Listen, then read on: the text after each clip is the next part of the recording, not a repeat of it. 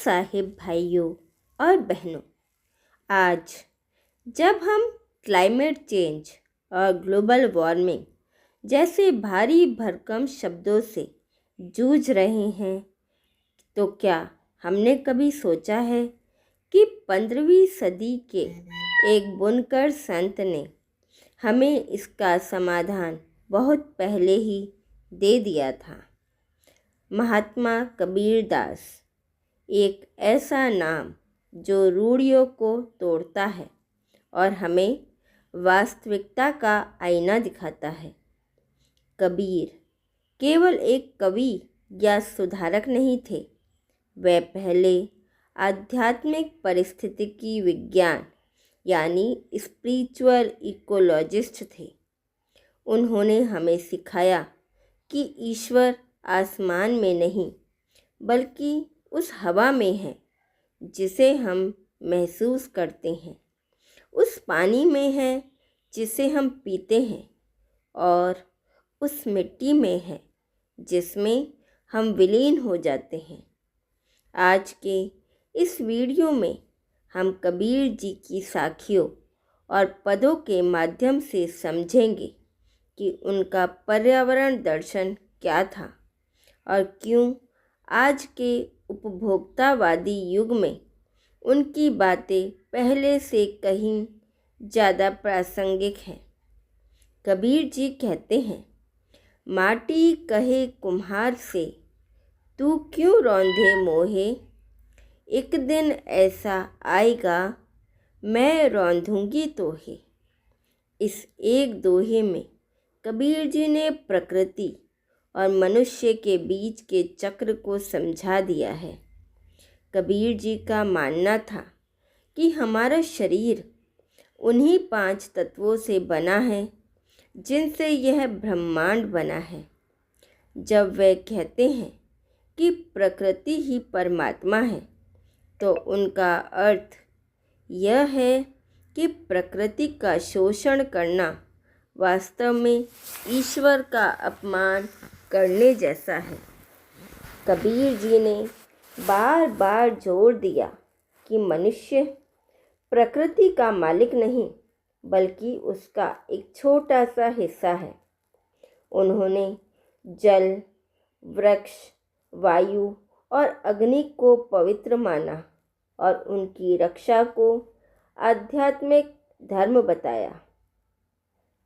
कबीर जी के लिए पेड़ केवल लकड़ी का स्रोत नहीं थे, वे त्याग और परोपकार के जीते जागते उदाहरण थे।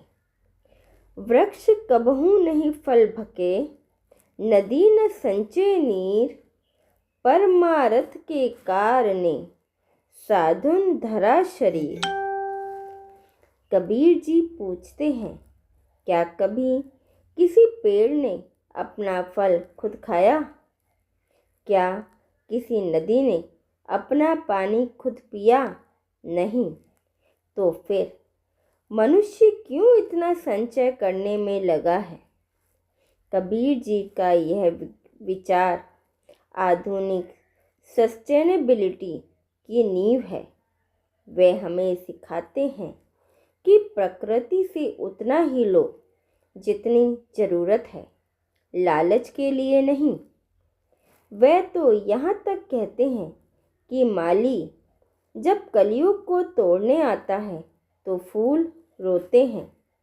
माली आवत देख कर कलियान करे पुकार, फूले फूले चुन लिए कल ही हमारी बार। यह दोहा प्रकृति के प्रति कबीर जी की संवेदनशीलता को दर्शाता है। वे हर पौधे में जीवन देखते हैं। आज हम जल संकट से जूझ रहे हैं, लेकिन कबीर जी ने जल को चेतना का प्रतीक माना।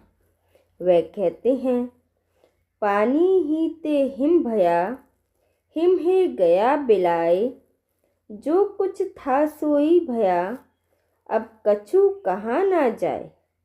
कबीर जी का दर्शन अद्वैत है।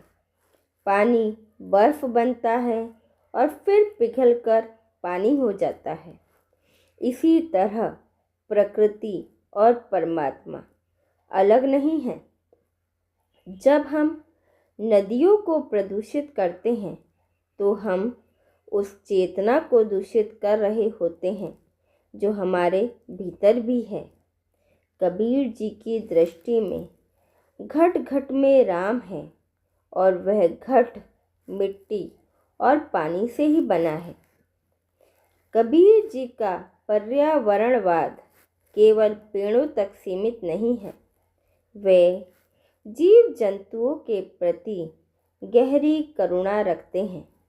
उन्होंने मांसाहार और पशु हत्या का कड़ा विरोध किया, क्योंकि वह हर जीव में उसी परमात्मा का अंश देखते थे। बकरी पाती खात है ताकि काड़ी खाल, जे नर बकरी खात है तिनको कौन हवाल। यदि एक बकरी सिर्फ पत्तियां खाने की वजह से मार दी जाती है तो उन मनुष्यों का क्या होगा जो सचेत होकर हिंसा करते हैं। कबीर जी की यह स्पिरिचुअल इकोलॉजी हमें सिखाती है कि हम खाद्य श्रृंखला के शीर्ष पर इसलिए नहीं हैं कि हम दूसरों का शोषण करें, बल्कि इसलिए हैं कि हम सबकी रक्षा करें। आज की सबसे बड़ी समस्या है अंधाधुंध उपभोग। हम पृथ्वी के संसाधनों को ऐसे खर्च कर रहे हैं जैसे वे कभी खत्म ही नहीं होंगे। कबीर जी यहाँ हमें संतोष का मंत्र देते हैं। साईं इतना दीजिए जामे कुटुंब समाए, मैं भी भूखा ना रहूं साधु न भूखा जाए।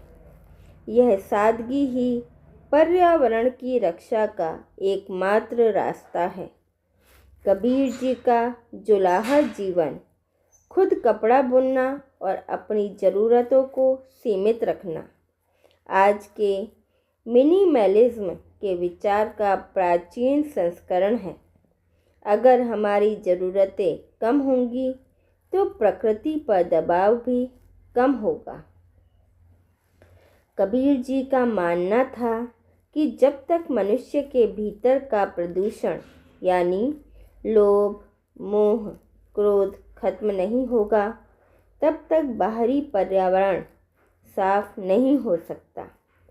मन मैला तन उजला, बगुला कपटी अंग, तासो तो कौवा भला, तन मन एक ही रंग।